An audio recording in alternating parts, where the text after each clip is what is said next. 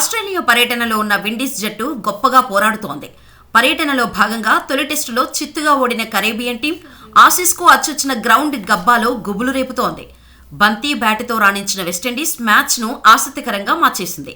అయితే శనివారం Mitchell Starc వేసిన ఇన్నింగ్స్ 73వ ఓవర్ 4వ బంతిని ఆడటంతో వెస్టిండీస్ బ్యాటర్ షమర్ జోసెఫ్ విఫలమయ్యాడు.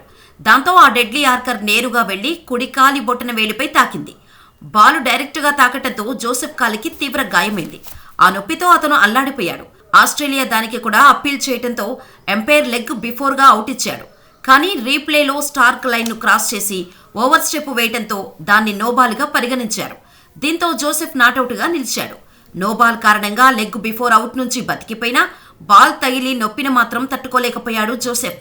కాలివేళ్లకు గాయం కావడంతో అతను రిటైర్డ్ హర్ట్గా గ్రౌండ్ వీడాల్సి వచ్చింది. అదే చివరి వికెట్ కావడంతో వెస్టిండీస్ రెండో ఇన్నింగ్స్ 193 పరుగుల వద్ద ముగిసింది. అవుట్ చేసి వెస్టిండీస్ ఇన్నింగ్స్ ముగించలేకపోయిన ఆస్ట్రేలియా ఇలా నోబాల్తో గాయపరిచి మరీ వెస్టిండీస్ ఇన్నింగ్స్ను ముగించిందని విమర్శలు వస్తున్నాయి. అటు ఈ మ్యాచ్లో తొలుత బ్యాటింగ్ చేసిన వెస్టిండీస్ తొలి ఇన్నింగ్స్లో 311 పరుగులు చేసింది.